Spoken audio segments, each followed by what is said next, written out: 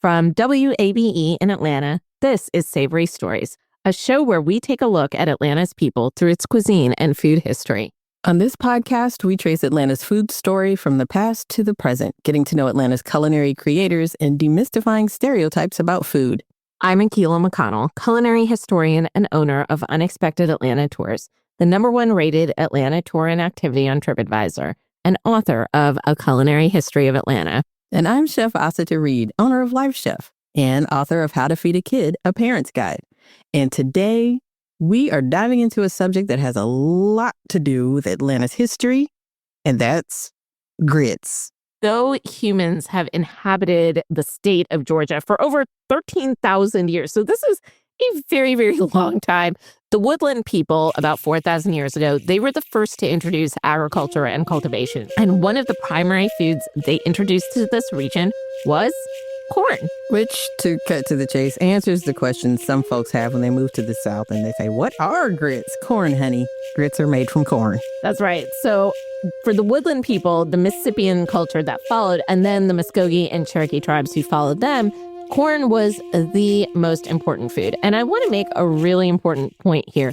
Corn is not a naturally occurring food. Corn was intentionally cultivated by the indigenous people of Mexico around 10,000 years ago. It was actually cultivated by ancient indigenous geneticists. And I called them geneticists because the work they did was incredible. They basically took this wild grass known as the teosinte grass. The teosinte grass has a very hard shell covering its interior soft kernels.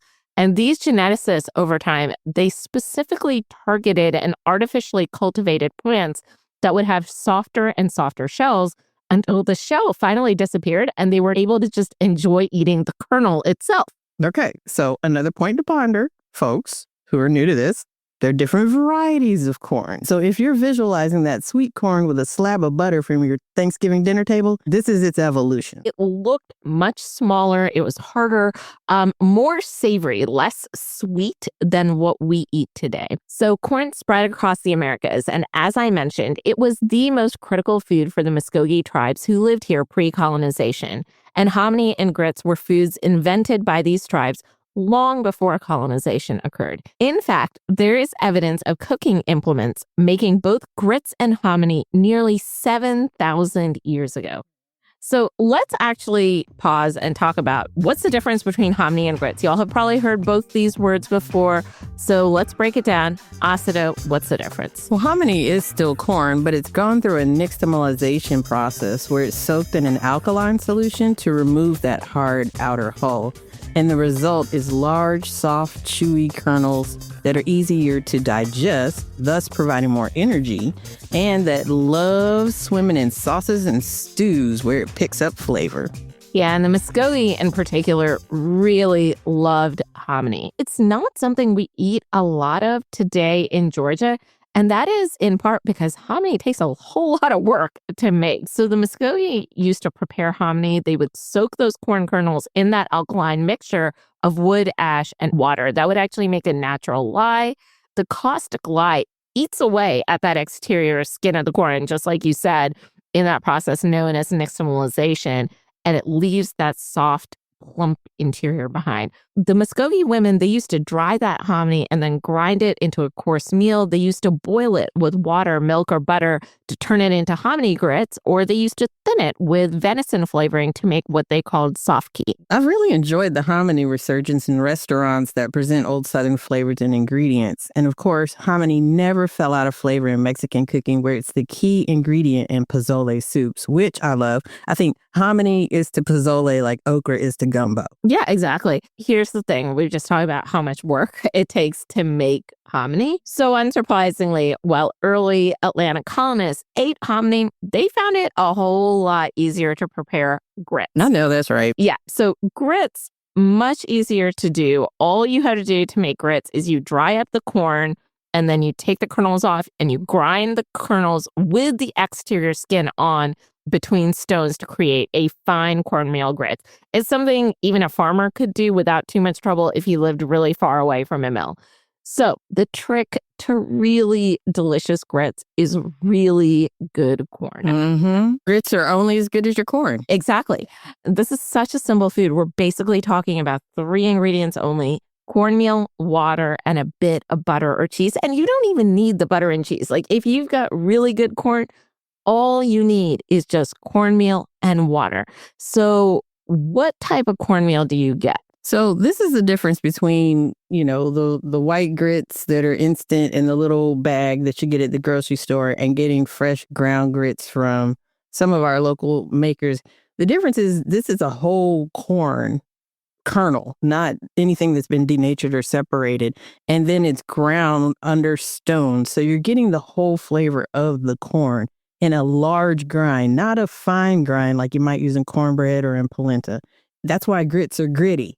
They have a large grind. And the point here is to cook that grit until it becomes tender. And that is a process. So I always look for cornmeal that has either been ground for grits, it will say that, or I'm looking for stone ground grits. That's what I'm looking for on the label. And we're lucky that we have a few producers of locally grown and ground grits, often stone ground, made from whole corn. And they're more nutritious and delicious. So I want y'all to look for grits from Logan Turnpike Mill, Nora Mill, Dillard House, and nearby in Tennessee, Southern City Flavors. You're going to want to keep the grits that we mentioned in the fridge because remember, this is a whole grain that has been crushed. It hasn't been denatured. It hasn't been processed. So during this antebellum time period and during the Civil War, grits was an essential food. In fact, the standard ration given to enslaved people at the time was a single peck of corn a week, meaning that cornmeal made up the vast majority of the enslaved diet.